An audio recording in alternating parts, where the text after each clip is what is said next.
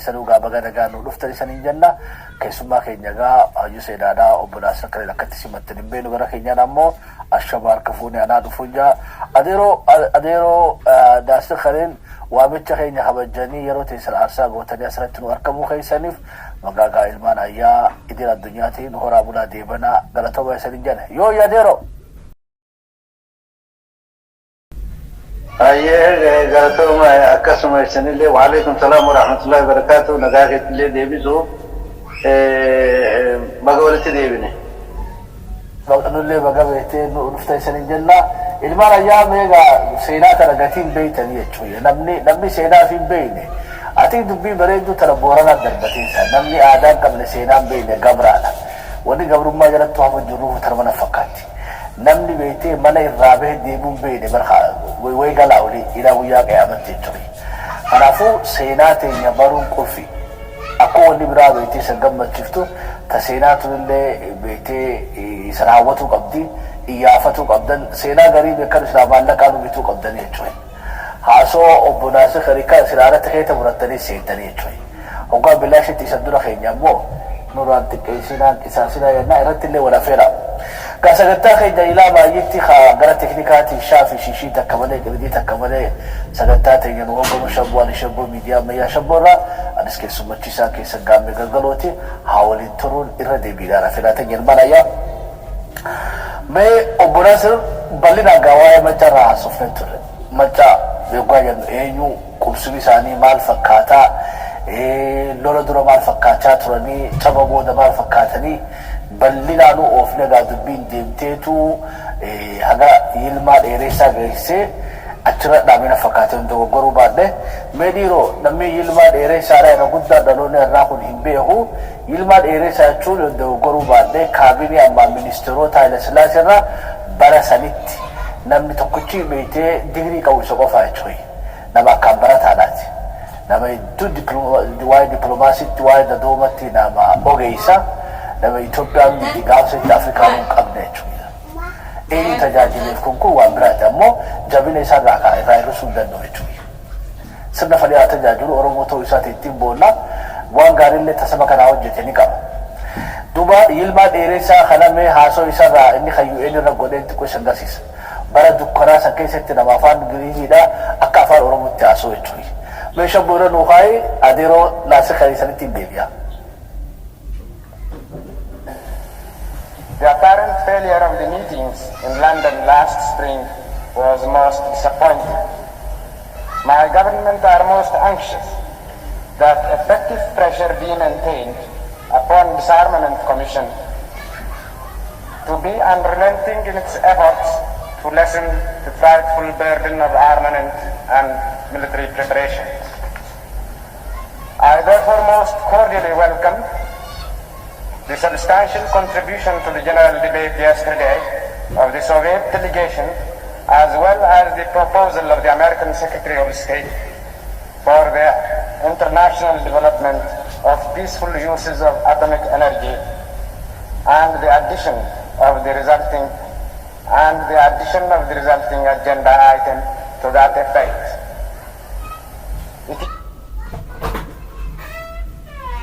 Forward in this field may lead to a relaxation of tension in the military field.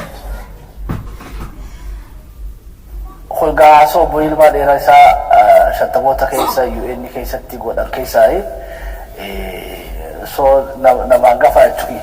Meegaa haga tokkollee nu xuxuxanii jirtanii obbo Yilmaa dheeressaadhaa ilaa hagam turan eega sirni Haayile Sillaasee kufeeoo lubbuudhaan turammoo moo warra beektee ministeerota qondaanota 63 mangistuu Hayilemaariyaam milishaan sanyaati keessa jiramoo adeeroo Yilmaa dheeressaa eessatti boodaadha obbo Naasir Kaleen. Gaariidha Yilmaa dheeressaa abbaan isaa dureessa nama qabaataadha. Rasan keessatti barataadha abbaan isaa. Nama gaazexaa bara san keessa ture kolumnistiidha. Regular contributor barreessaa abbaan isaa ammallee Oromoo Oratorii idhaan beekama abbaan isaa jechuun seenaa Oromoo tan waan abboota irraa dhagaye matatti qabatee akkasitti bakka deemu hundatti haasa'uudhaan beekama abbaan isaa. Nama waa hayyuu waan gosarraa dhaale afaaniin dubbatee dabarsuun beekama. Bilaatee dheeressaa amantee jechaadha. Nama qabeenya qabu wealthy abbaan Yilmaa Dheeressaa maatii san keessaa dhalate. Inni nama cunqurfamaa miti. Inni part of the Abyssinian aristocracy ture gartee upper echelon keessa wala ture malee inni cunqurfamaa miti. Garuu geniusiin Yilmaa Dheeressaa qabu injustice hin fedhu. Haqa dabuun fedhu. Abbuma fedha irratti haa ta'u Oromoo miti abbuma fedha irratti daban fedhu. Maallaqa mootummaa gaafa faayinaansii ministeerallee warri nugusaa akka barbaadan godhuun ta'an. Nugusni qofti waan horiin sun hafe hin jiru jaan maallaqni. Kana namni ragaa ba'uu danda'a. Namni abbaan fedhe nugusni nu waraqaa mallatteessee itti ergama horii hin kennu.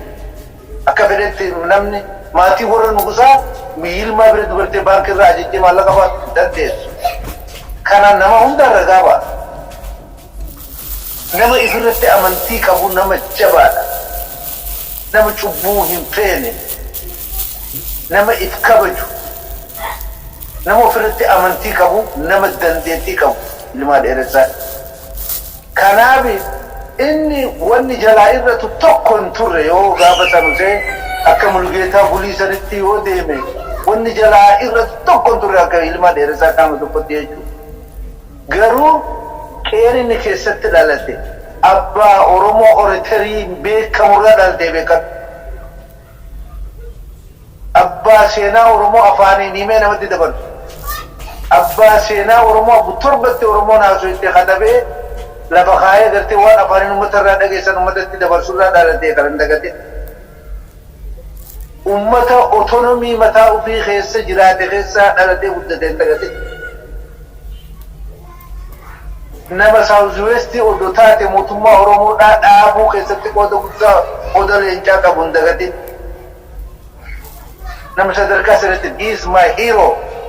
Namni fedha akka fedhaa jiru an qorannaan ifii geggeesse fi waan itti dhaqqabe bira kutee nama tokkollee hin gaafatu nama hin dhaga'u waan ifii qoradhee arge malee. Kana inni abbaa qabsoo sabootaa nama dhugaa nama dharan jaalanne nama injustice takkallee tolerate godhuu hin dandeenye. Dhiira nama jabaa ture goota ture Yilmaa Dheeressaa beekaadha ture. Ilmaan nama akkasitti garuu amma gaa yoo gadditti ol daakan jaarii mitiree gaafa nama Ingiliz jala deeme Xaaliyaan hin fedhu dhiisu. Gaafa Gaambeellaa dhaqanii achirraa deebi'anii gata Ingilizii wajjin waan godhanii Ingilizii fiitu British Somalilaandii sonu dhabdee irraa fudhattee bara Ingilizii. Somalilaandii tana booda deebitee akkuma gaafa Itoophiyaa fa'aa bilisoomsite sanitti dhuftee Ingiliz keessaa yaafatte malee yeroo san nogga Itoophiyaa Xaaliyaan qabdu san Somalilaanduu sanuu irraa fudhatte Ingilizii.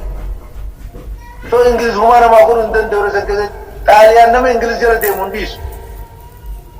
Kanaaf achirraa ol garagalu isaa fi eenyu namtichi Firaa Haile Sillaasee tokko Jimmatti warri Jimmaa ari'esan adeem gadda kaafne seenaa keessatti nama 600 gargaarsa erganiif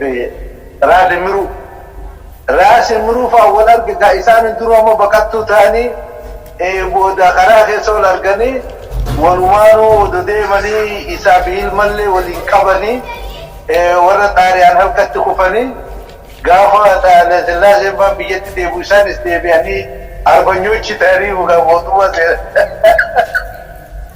yoo gaditti ol daakan ibirraa kara taatutti daakee ibirraa arbanyochi ta'e mootummaa seenu. Akkasiin gaa hagaa hojjetee gara 79 du'ee ka Yilmaa Dheeressaa achitti raawwata dubbiin. Ayyee mee odoo Yilma irraa baane wayina yaadachiifte Oromoon teenya tuni akatti beekee sammuu teenya tana warri siyaasaadhaa itti waa qare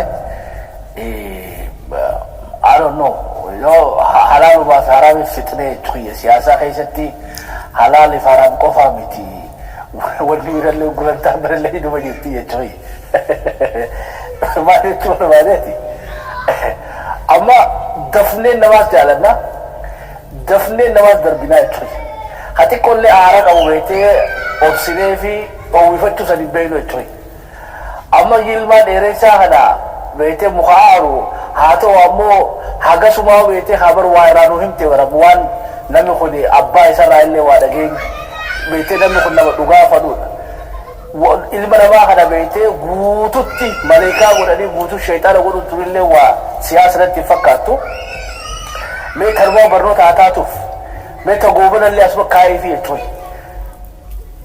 diinni jiraa keenyaan deema oromoo tananii beektii jechuudha namni ilaa agaa biyyi fudhadha wayyaanetti fudhadha irra guddaa keessaa sirna Haile Sillaaseetii fi dargii fi miilikii yoo fudhanne namni isaan saba kanaan cabsan jiraa keenya jabaa keenya nuun kun ammoo jarri soddoomuu sossobuu tooftaadhaan nama nu harkaan fudhatee deebifachuu wallaalu tunuu akka hanqinatti hin laallu jechuudha ilaa irraa abaaraa jirra malee irraa barachaa jiru ta'awwanidhaatis maali ta'a goobanaatis ilaa irraa abaaraa jirra malee taayilmaa dheeree isaatis waan irraa baranne qabnu ummanni oromoo kun beekee yoo amaara irraa nullee itti soddoomnee feene hannee dammeeffannee meeshaa godhannee itti fayyadamuu sanillee hanqanne at least hoggaa beekee jabaa keenya hanurraa hatan irraa haasofnu hooda qabaachuun baalaansii eeggachuun hin barbaachisu adeero. Suni siyaasaan fira dhaabbataati fi diina dhaabbataatillee hin qabdu jedhanii siyaasaan aartiidha. Aartii sayyoo itti beekte malee hin taatu. Duuba magaalaa kana waan namni sirraa bitu qabattee dhuftee akkasitti wal bitta beekte yeroo san keessatti haala barbaachisaa wajjin kufanii waa'ee Harargeedhaa hogga dubbannu uummata Hararii seenaa isaanii achi keessatti kaafna yeroo wajji kufanii ka'uun hagamta akka nama gargaartu achi keessatti namni keenya barata. I think barnoonni gahaan waa'ee seenaa uummata Harargee biyyama mootummaan jedhuun tana keessa godhannee jalaa kaafne seenaa dheeraa haasofne sirriitti namaa gala jee yaada wanni akka kaaftutuni siyaasaan isin billaa gartee qara lamaati karaa hundani murti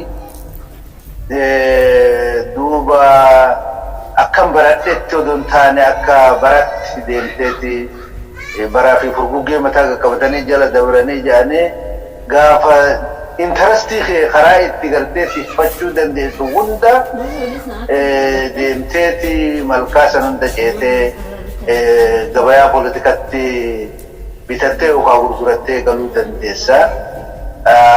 Suni durii miti ammallee laafaa natti fakkaatu dhaloonni kun wayyaa jira natti fakkaata malee. Amma fitanneti taargeellee tuttuutee bal'inaan raasoo teenya keessaa ilmaan ayyaa torbaan dhufu abdii guddaadhaan wanni eeggachuu qabdan siyaasaan ati dubbiin Harargee biratti haftemma yoo beekee seenaa Harargeedhaa tan tuqamee ta duraa tan akka gaariitti shakaashaknee baaqaa fi caallaa isee galaatan akka Oromottuu siyaasa keessatti hanqina keenya dippiloomaasii keessatti hanqina keenya waraana keenyatti illee hanqina keenya waan tooftaadhaa arra Oromoo irraa irratti halee isarraa irratti senaariyoo Harargee keessatti arguu dandeessanii jechuudha akka saampilatti itti fayyadamna. Kana gaa torbaan dhufuu episoodiin kun takka lama sadillee deemuu danda'a maajii irrattuu gaa hora sabaa godhannee xumurannaa waan amma seenaadhaa ta'u boonaasir kan yeroo hojii godhaa jiru kana hoggaa fixanne booda maayii irratti waliin dachaanee waan silaannu beekee hora irraa teenyee haa murteeffannee gabbaanaa jechuudha. Ammallee macca keessaan baay'ee na ofalcha. Kanaafuu Harargeetti dhufna maqummaan kunuu gaafii qabaati hagasuu Hararguu badda. Eegammoo waan isiin taate beekne booda Harargeen jennu jechuudha. decolonize goona uumaa teenya tagalama deebinaa jechuudha. Ammaaf ammoo amma haa gubenne taafuuf haga beekte irraa beektee mukaataa irraa hiinee irraa soomitti.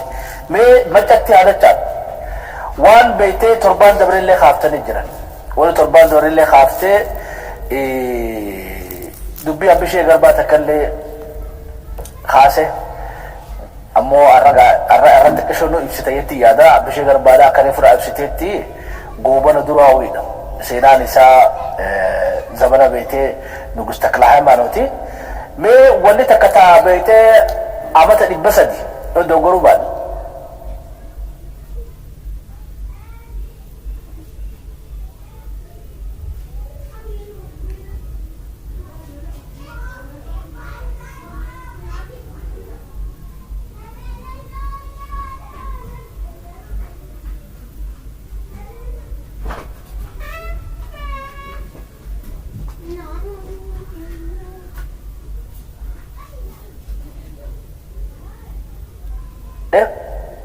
Amata 300 dhiyaatu wal fakkaatu takkaa jira. Kajeellaan kottee duudaa wallaggaa qabutu waan haareen fakkaanne jechuudha. Haara beektee bifa jijjiirachaa kajeellaan isaanii tungaa tabbara beektee lola irra nurra gaggeeffamaa jiru horroottis guduruttis wallagga ba'aa kana kajeellaan tun irratti fakkaatu jechuudha. Ati abbaa seenaatu bal'inaan nu ibsita. Mee seenaa keessatti kajeellaan nafxanyaan wallaggarraa qabu tuni adeeroo wama gaafa beektee maal jettaniin gaafu abiyyi kanamu moo seenaan dheertu meef booda nu deebii haga ammatti sirnoonni dabran kun ajandaan isaa wallagga oromiyaarraa buqqisuudhaaf shirgigiisanii amaareessuudhaaf tuni beektee karoora ture moo baasaa biyyi nu fidee dhufeeru. Yaaboo kun gaafii barbaachisaadha. Gaafii bal'aadhallee. Dura waa'ee Abbishee Garbaa kaa'atee gadda oduu ati jettuun bira dabre. Seenaa kanaatu bal'aadha. Seenaa kanaatu dheeraadha. Signaalan arguu nan dhaga'amaa? Itu pun begini kan? Oke, haye. Seenaan kun dhiyoo tanaa dhumuu didee kun warra itti deebine bal'ina irraa jechuu kiyya haga danda'ametti dhiphisuu fi yaaleetiin godhee Abbisheen faan warra Goobanaa fi Minilik duraati. Dura warri Machaa kun akkuma Oromoo naannoo hunda dogoggora hojjetamee jira gadaa laaffisuu irratti akkuma bakka hundaa jechuudha. Nama gabaabaadha namni hogga Minilik dhufu abbaan gadaa bokkuu gadaa qabatee abbaa duulaa qabatee bahee loleen Oromoo keessaa nama gabaabaadha. Gadaa Machaa dura hin laafee warri horroo kun gadaa Machaa jalaa hin baane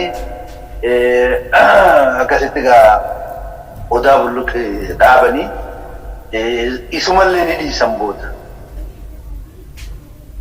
Isumallee dhiisaniiti warrumti horroo kunu ammas mootii tokko qofaa miti mootii hedduu ta'an. Achitti gartee taane kun laafina guddaa fide gartee institutional capacity ummata sanii warrumti horrootu akka duraan bulluq jee gabbayetti odoo jiraate wayya ture sunilleen hin taane. Laafina kana akkuma Walloo keessatti addaan baba'uun turte achi keessatti illee argamte jecha. So mootiin tokko miti akkuma warra Gibee mootii hedduudha. Kana waan ta'eef walakkeessa jaarraa 19ffaa tirraa kaasee waggaa 20 ol warri Gojjam laga Arsee warra xarafaa jiru saniin qarqara warra jiran sanii wajjin wal lolaa turan waggaa 20 ol walakkeessa jaarraa 19ffaa tirraa kaasee akkasitti Abbishee Garbaa as keessaa dhufe inni mootii tokko mataan isaa dura akka mootiitti hin dhufne eventually adeemsa keessa innillee warra isaatittu warra maatii isaatittu sirna gadaa keessa ture.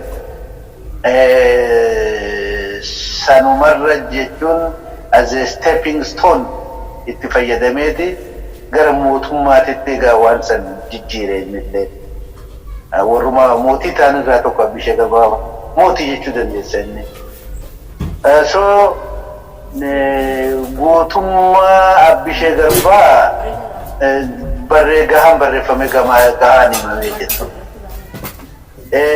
Laafinni haala nama siimu kanaan bakkuma hundattuu warra qofaa miti. Gadaan Machaa akkuma jirti achitti citee warri Jimmaa warri Libaaboor warri bakkuma adda addaatu qeellam kun hundinuu warri Leeqaa adda addaan ta'an kun rakkina isaan qabaachaa turan jechuu biyyaa. Kan keessa warri sun dhufanii itti seenan amma dubbii Abbisheetti as deebi'an. Seenaan dheeraa waan ta'eef amma yoo qabannee deemaa oollee galgala kana hin dandeenye bituu hin dandeenyu akkasitti. Amma gaa Qaraqaan deemtee dura guduruudhaan seenanii warri kun warri amma Goojjaan kuni warri guduruu kanaan san xarafa gara Abbaay jechuu warra Abbaay Daanuu kanaan wal dha'anii deemaadhaa agartee wanni gara Abbishee bira ga'anii horroo jechuu kiyya. Akkasitti warri garii nama jalaa gananii naggadaa fi haala adda addaati wajjin Nugusta Kilaayimaanooti wajjin adeema uummata namoonni garii jechuudha. Warri nugusoonni kun isa qofaa miti isin jedheetti jira mootonni namni biraattis ni jiran. Abbishee yeroo hedduu itti deddeebi'anii waraananii lolanii yeroo dheeraa waliin qabsoo godhanii dadhaban. Abbishee Garbaa bira dhaqanii odoo hin cabin galanii hin beekan. Caban malee. Kana namticha kana seexaanaatu si wajji lolaa. Kootu seexaana kanurraa itti qaddasi jedhanii qeesii Goojjaam irraa fidan. Kootu waaje'ini itti nurraa waan jedhan hin beeku gaadha. Warri amantii kiristaanaa hordofan waan jaansan yoo beekan hin beeku gaadha. Waaje'i sibgaa akka waan gizee inni jee akka yaada isaanitti seexaanni biraa deemu Abbishee Garbaa kana akka oga seexaanni wajjin lolu sun biraa deeme dandeenye isa kana mo'achuu dandeenya jedhanii qeesii Goojjaam irraa itti fidan akkatti qaddasee seexaana irraa oofu. Innaa gootummaa akkasitti yaadan. Kun seenaadha kun. Yeroo meeqa itti dhaqan ni caban. Inni deeman ni caban. Ni deeman ni cabdan kana seexaana wajji lolaa jedhanii irraa murteessanii Goojjaam irraa qeesii itti fidan. Nama akkas takka gootummaa qabu. Nama akkas takka dhiirummaa qabu. Doogorri isaan san dura dalagan akka jiru hin ta'e. Genius. Nama akkasii ture. Oromoo keessa nama hedduutu jira namni gartee ajaa'iba yeroo san keessatti eegama. Bara Haile Sillaasee keessaa garii tullu waan nama tokkorraa abbaan fedhee yoo eeguu hin dandeenye dalage. Dhaloonni ammaa kun baratuu qaba waan garii tullu dalage san. It's incredible. Waan san dalage garii tullu namoota adda addaa kana wanni aartiin isaa dandeettiin isaa gootummaan isaa malli isaa nama jabaa ture Abbishee Garbaa. Kanuma nugusoonni achitti ciccitan kun jiran ka gariin isaanii jalaa garagalanii warra Goojjamee waliin nagadan dhaabbatee uummata sana ofirraa dhoowwuu danda'e jechuudha. Maayyii irratti gantootaatu gartee ganee karaa nagaatiin haasawaa fi maal goona jedhanii akka maletti arga diinaa bu'ee namni ka dhiiratti lolee diina ofirraa dhoowwu sun lolaan malee namni wajjin jiru gantuun haasawaa goona jedhanii fuudhanii akka mucaama muceessanitti jiraa balleessan Goojjaam geessanii akkatti badee nama akkasiiti Abbishee Garbaa. Atilleen guyyaa san kaaftee anaatiin dubbatin malee paablikarralleedha maaliif Abbishee odoo gaazexenyaan si gaafatu dubbatu dhiiftee warri Najaan ni jiranii gabaabatti wanni dheeraadha hedduu barreeffame afaan adda addaatiin hedduu barreeffame waa seenaan kuni gabaabsinee yoo ta'e malee daqiiqaa 30 keessa waan dandeenyu jechuudha kan gabaabsaa jira. Aneetti tottee yadammako baastuudhaan. Tamakko biiliidhaa toomee makko biiliidhaa seenaa isaa sibira jirti jechuudha. Sanin qabuun. Ayyee mee wanni irratti adeemi'annu taphachaa dhonnoo taphachaan lolli ammaa kun beekee takla haymanotis yaalii godhe hin arganne Habishee Garbaadhaa gaa maqaa araaraatiin haa fudhatan malee irra guddaa argoonni Oromoodhaa taanoleetiis yoo fudhanne Habishee Garbaatiis yoo fudhanne bakka hedduutti goonni keenya maqaa araaraatiin dhumanii jechuudha. Maqaa araaraa kanaanii dhuman. Meeshaa irratti maal qabxiin takka nu darbitu jechuudha. Amma dubbiin Habishee Garbaa taate kaaftee araaraatiin Taaddasaa Birruullee akkasumatti qaban natti fakkaate hundee goruu baadhee warri beekee sababni wanni itti dhumnes anoolatti illee maqaan araaraa dhaloonni irraa kunii fi dhaabni waraanni abaa'uun kaafaa waraanni bilisummaa Oromoodhaa dubbii bikka araara jettu tana illimaa akkamitti firaraaluu qabna jechuudha. Baalaansii akkamitti eeggan dhugaa siyaasaa keessa haasawni ni jira araarri ni jira ammoo fayyaalummaa akka deeggaddaa saffaa caayaa beekee diina keetitti bikka saaxilamtutti bikka qaamni sadaffaa hin jirretti bikka beekee gaaddisii sadaffaa hin jirretti gaaddisa Habashaa dhaqanii beekee warra impaara Itoophiyaa kunuunsu wajjin dhugatti caayaa isaanii jalatti wabii harkatanii araaramuu ni danda'amti. Maal irraa baranna Habishee Garbaarraa fi gootota keenya taanoleetiis tabikka biraatis araaraa fi illimummaan lamaan kun arroo akkasitti deemaa jirti moo tanarraa maal barannaa jechuudha. Mee dura waa'ee amma Wallaggatti rooman kana Wallagga jedhanii akkatti deeman kana waa gaggabaabsee waa kaa'uu barbaada. Wallagga lafa badhaatuudhaa lafa ollaa jirtu ni barbaadamti. Lola amma jaarraa 19ffaa keessa godhame kana 1850 irraa kaasee yeroo sanbooda jirtu yoo xiqqaate waggaa 20 ol deemaa ture. Lolli sun odoo gangalataatuma oduma deemuu kamilli faanuu ta'ee garasitti dubbiin aga sanitti dhiyaatutti dubbiin deemaa turte. Maal barbaada jarri kuni yeroo san keessatti rakkoo guddaa akka ta'e maaltu rakkoo ta'e maal jaan Taklaa Hayimaanoffaan nama gabbarsiisuudhaa fi aadaa Oromoo tan akka dhiisan gadaa akka dhiisan aadaa akka dhiisan. Gadaan kun hedduu hamaa aadaan Oromoo kun hedduu ulfaata. Namni aadaa kana qabu assimilee ta'uu hin danda'u yoo aadaa kana dhiisisiifte malee. Baayibilee itti fidanii aadaa kana irraa dhiisisiisuudha wanni isaan yaadaa turan. Waggoota 20 ol yeroo achitti qabsoo godhan keessatti wanni guddaan nama gabbarsiisuudhaa fi aadaa dhiisaadha. Baay'ee warri musliimaa ka warri Masriitti fi Turkiitti illee nama sheekotii Islaamaa ta'an argee hunda fixaa turan nama amantii Islaamaa qabu.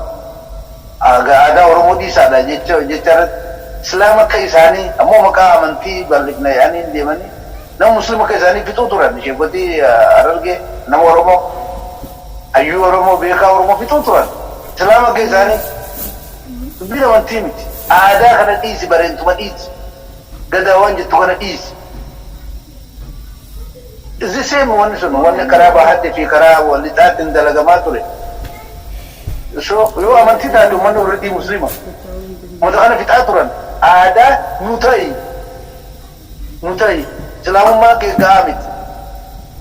Aadaa teenya fudhadhu bokkuu fi gadaa waan jettu kana dhiisi damiina garaadha fudhadhu kanaan buli akkana ture.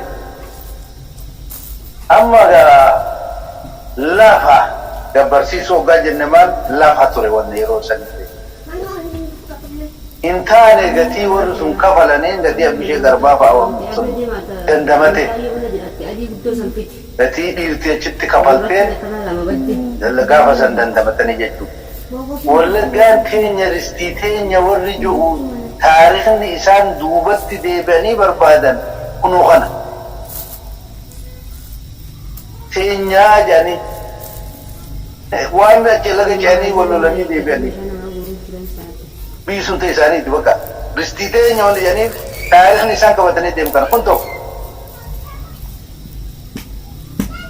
Ka'umsi kanuma agartee gaafa nama afaan Oromoo dubbatu afaan Amaaraa dubbatu deemnee Wallagga Arbaa Wallagga qofaa miti lafti akka Sidaama amma gaafa sani hojiinis Sidaamoo jala turte lafa kanaa fi Baalee gaafa san akka ammaa namni jiru bal'inaa qabdi carcar gaafa san namni akka kana ammaa kana guddaa miti lafti isaan namarra qubsiisuudhaaf identify godhanii jechuudha.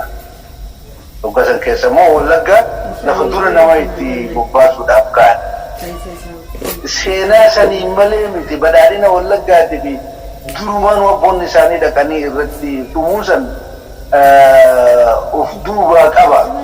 Warri gartee የህዝብ ሰፈራ ሚኒስቴሪ ዳበኔ ሆሪ ገርጋርሰ ብያለራ ሁደኔ የወለገት ነመ ወጀም ፊ ጎንደር ዳ ገልቹዳ ሰደርካ ሰንቲ ባጀት አንገስ ገው ወለገ ጉቱ ነመ ተፈርሰሰኒ ኦዶ ዋን ሰምልካኒ ኦዶ ኢልማን ሆሪ ሰቀው ባተ ጉመት ደርኩ 100% ወለጋ ቢ ወሎ አዳን ቤቶር ወለጋ ኩሎ ሰንታት ያረዝላ ኦዶ ጋር ሰምልካኒ አን ሰበብ መለ ምትልማ ደረሳ ነማ አሪስቶክራቲ ተረ ነማ ስርነ ፊውዳል ከሰጥ አፈር ኤቾሎን ከሰጥሬ ነማ ሰን ዋመሌን ገለቶን ፈ ወንሱዱ ገልማ ጋዬ ጅራቴ ወን ወለገረቲ ተውሱን ኑሌ ኦሮሞ ጉዱ እንዳ አፌክት ጎት ፕሮጀክሽን ቱን አቺቲ ወምልካይ በካሜራ ባለት ለኒ ሚልካ ሲዳሞ ፊ ጉጂ ከሰጥ ለይ ጀርከን ተደር ከሰጥ ለኒ ሚልካ ture ega hindabanne woni takla haymaanotiin jalqaban so interrelation in dubbii kana waan nama haasoo kana walitti dhaabdee laaluu dandeessaa jechuudha walla galbiifne gaafa ila silaatillee tan qofaa miti 78 gaafa balaan beelaa walloo fi Tigraayitti buute beelti bu'uun dhugaa haa taatu akkaataan uummata san fuudhanii Wallagga keessa itti safarsiisan poolisii hizbi safaraa ministeerii san abwaaraa irraa dhaanii daaraarraa afuufanii gaashee irraa gaffuudhanii hizbi safaraa Haayile Sillaasee san Tarubili kuma dibba afur ilma dheeressa bishaan obaasesan isi awwaararraa dhadhaanii fuudhanii Wallaggatti nama godaansisan kuma dibba meeqan nama lakkaa'amu lafa adda addaa Wallaggaa fi naannoo san hin dhaabbanne sanitti illee hin dhaabbanne. Biraa waan jiru namni gariin dhugaa barreessu Squatter settlement yani squatter settlement jechuun nama ofuma deemee lafa namarra qubatee heeraan malee beekamtiin malee usee abbummaa kileen godhu jechuudha lafa sanirra qubatee karaa jaraa kana nama warri Wallaggaanii beekanii hangar guutii lafa jaan gammoojjii keessa achi yaanii usanii akka gaarii ofumaa muka jiranii irra qotanii makiinaan dhufanii lafa qotanii ganda kanas ganda Mikaa'il ganda Gorgis ganda Maariyaam itti baasanii dimoogiraafii lamaa tana jijjiiranii maqaa jijjiiranii irra qubatan lafa ta'an akkasumas kan mootummaan poolisii itti baasee fi kan mootummaan xayyaaraa fi makiinaan fuudhee achitti fe'ee qubsiise dargiidhaa san dhiisi ufumaafuutti yaa'an jechuudha Gojjaamirraa. Hangar guutii lafa jaan amma namni achitti nam taphaa achitti galee hin jiru. Makiinaan lafa qotan achitti maal indee cidhaan umi bokkaa jechuun tanti takka mitii irraa garantii gaafatu. Akkasitti karaa addaatiin karaa waggaamee kudha saddeet shantamoota irraa kaasee haga ammaatti amma sanbira qotaniit amma bara nuti jiru bara naafiyati jiru bara dhaloota qubee jaarraa 21ffaa keessa birgeedii fi kibla xooritti ijaaramanii baajeta mootummaatti illee injifamanii Oromoon akka isaan akkuma gaafa Abbishee Garbaa godhan Oromoo hidhannoo irraa eeganii ganda isaan irratti akka namni keessatti ajjeesu godhan kun birgeedii fi kibla xooriin ijaaramee akka waraanni biyya takkaa itti ijaaramutti akka milishaan ijaaramutti himi akka taataaqeen gandaa itti ijaaramtutti himi akka waraana biyyatti hidhatee makiinaan fe'amee kibla xoorii fi birgeediin ijaaramee laga cee biyya namaarra dhufee akkatti nama bita. Mootummaan nuti Oromoo jennu mootummaa Oromiyaattis ta'e kun achi taa'ee gartee kun akkana shanii of keessaa baasaa akkasitti malee nama isin irraan dhoowwin. Kana harkaanu qaba jechuudha. Maal nu godhi jira jirtun waanuma namni Abbishee Garbaa godhe. Waanuma garii tulluu ta'e. Waanuma santu taa'amaa jira jechaadha. Kanaaf dhaloota kanaaf ani ergaan qabu. Gaafa Walloo akkasitti kophaa isaa reebamee cabee hammaate Oromummaa walirratti eega turee jee namni haamti gaafata. Gaafa Shawaa nyaatan kabiraamaa taa'a. Gaafa Arsii waggaa 10 guutuu reeban kabiraamaa taa'ee ilaalaa jeeti waan waggaa 100 duraa ammas taa'ee namni wanni si gaafata. Kunoo sittuu dhufte atu amma dhaloota irraa. Wallagga jechuu bara kanaati. Wallagga Walloo bara kanaati. Itti himanii ijatee duratti dhaaddatanii ristii teenya jedhanii kun itti duulaa jiran. Akkitti Walloo bates akkanuma. Dhaloonni kun gaafatama kanaaf beekuudha qaba. Oduu ati teessee ilaaltu Wallagga yejjuu biraa ta'u deemu. Yejjuun bara kanaa Wallagga. Jechuun barbaada obboleessa kiyya. Dubbiin jabduudha dhaamsalee dhaamsa jabaadha. Eegaa warri haleemaa waliin dirmatiin yoo ta'an taane harama waliin waliin dirmachuu dandeenye. Irraa morbeetti ulfaatina fakkaatti. Ammoo seenaa fi beekuun tan hundanii jijjiirtii Rabbiin fadhe. Meeta machaadhaa ati pointii ammatti cufne kanatti yoo dhaabne dabalee jira fakkaatti keessaa baanu gabaabinaan ajandaan beetee Wallagga ama takla haymanoot irraa haga biyyitti miilikin duraa jechuudha. Kajeella qabanii maaliif kajeella qabanii wooma beetee walqaati kajeelanii fi Wallagga kajeelan no difference. Wallaggi walqaatii Oromiyaadhaati akkasitti taa'uman. Walqaatii eenyu barbaada Gondaree barbaada. Walqaatii Oromiyaadhaa eenyu barbaada Gojaamee barbaada. Akkasuma walqaatii adda addaa uummataa deemanidha. Karrayyuun si jirti beekadha. Harargeefis walqaatii Somaaleeti don't forget that. Itti dhufnaa jechuudha. Hoggaa irratti usnee beekadhu walirra laallatti ilaalla. Sabni adda addaa walirratti ilaallata. Wallorra laallatanii ta'arra Wallagga irratti aggaammatan. Borommoo Wallagga irra laallataniiti tuulama irratti aggaammachuu ta'anii wanni nu baasaadhaa walooma. Walqaayitii wayyaanee falmataa jirtiif.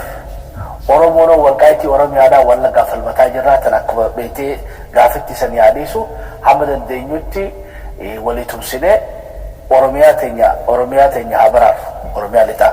Mee adeeroo ammoo gara bahaatiis fida. Imala dheeraa boodargaa bahaa dhufne dubbiin bahaadhaa xiqqishuma xiqqi qabna malee sagantaan wal jala geessee fixachuu hin dandeenyu. Gaafiin duraa gaafummaan duraatu waa hedduu jijjiirame jechuudha. Lolli tokko waa hedduu jijjiira. Wani ni jijjiiru keessaa maqaa namaa qofaa miti maqaa lafallee jijjiira.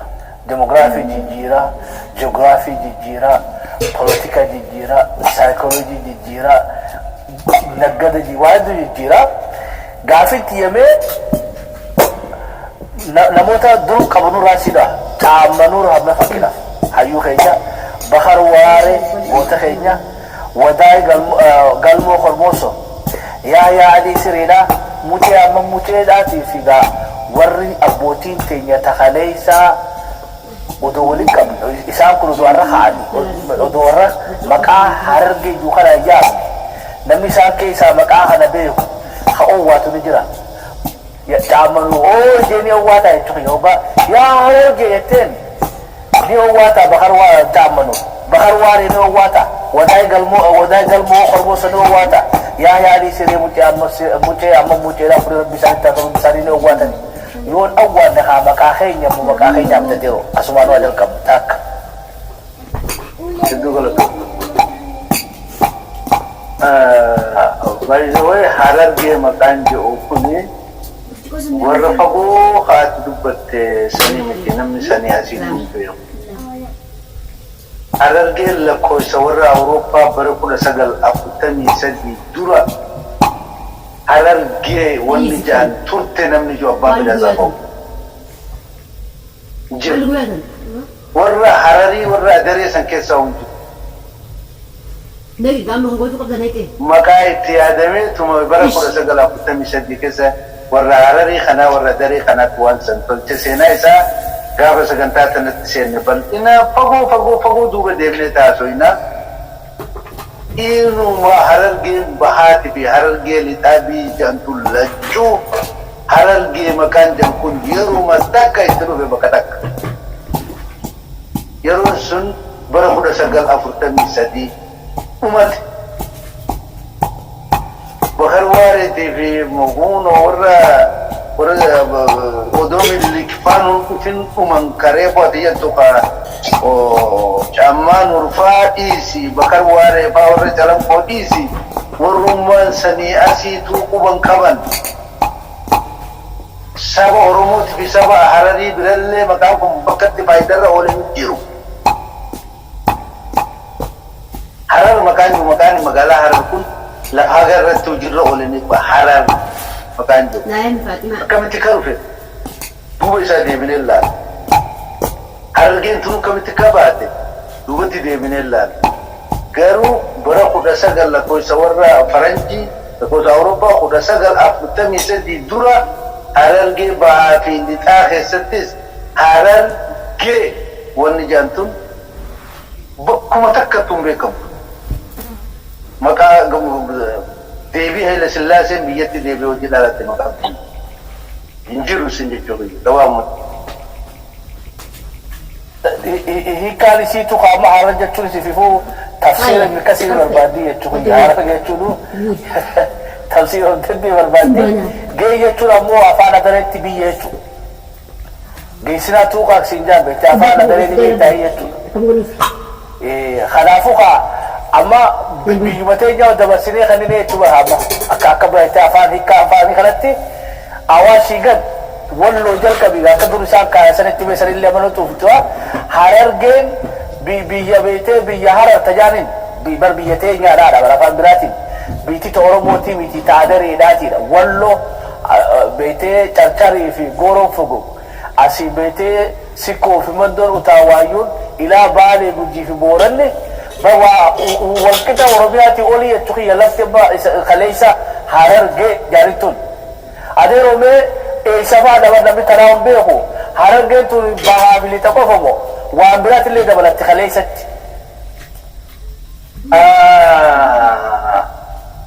قط بلاد هرج وانا كن سجنتا متى يبيدن ده قلت له تمام جاتنا وجه ولد ويادوكو ندي من تنفكاتو يوم تسيني واني كسبونا تنفكاتو يروادد ده حسيت هرري في هرج اللي نقدر أولاني هر تغلى جزات جتشو مالي فكروا في سكنتا أورومو مجا سينا مجا تدرا كيستي مالي تغلى جزات بوليسينا كبر باجي بنيجت تغلى جزات بوليسي خلا كيستي هررجي بها أما أوغادين لو هنگا وسنا سومالي كارچار أما بالي Papilita kama dabalatee bara 1943 Harargee Xaaqilaa Gizaat maqaa jedhamu baasee maqaa kanaan akka bulchiinsa tokko godhe jechaadha Haile Sillaasee eega baqatee gale. Harargee bahaa ammaa Harargee lixaa ammaa lafa Ogaaden naannoo Somaalee jedhaniin tanaa fi Baale Harargee Xaaqilaa Gizaat jedhee Xaaqilaa Gizaat amma walitti qaban jechuudha. 1943 dura Harar Awraajjaa ajo'uun amata 60 amata 56 akkana bulee ajiin goon sagantaatti aantu keessatti fayyaaletti yoo itti dhufne natti gaarii na fakkaata guddaadha yoo itti seena keessaan